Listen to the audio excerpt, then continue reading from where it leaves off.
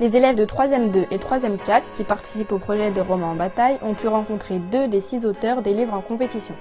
Christophe Lambert, l'auteur de Lever de rideau sur Térésine, et Anne-Gaëlle Balp, l'auteur de La Boîte, ainsi que l'éditrice Charline Vanderporte des éditions Thierry Magnier, qui ont publié N'y pense plus tout est bien de Pascal Marais. La rencontre s'est passée à la médiathèque Jean-Pierre Vernant de Chelles le lundi 9 avril 2018. Cette rencontre a duré 2 heures, pendant lesquelles nous avons pu poser des questions aux auteurs et à l'éditrice. Voici quelques-unes des questions que nous avons posées. Quelles sont les sources d'inspiration des auteurs que l'on a rencontrés?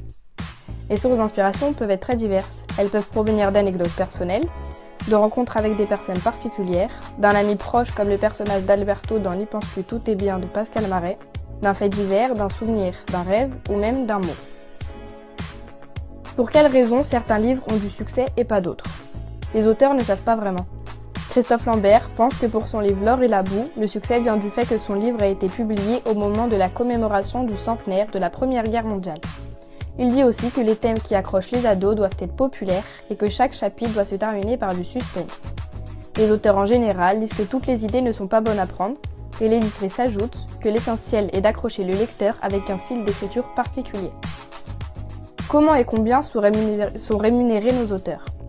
Nous avons été étonnés de savoir que les droits d'auteur sont si bas. En effet, le pourcentage est fixé avec l'éditeur. Les auteurs de romans jeunesse sont moins bien rémunérés que les auteurs de romans adultes, car ils doivent partager leur salaire avec l'illustrateur.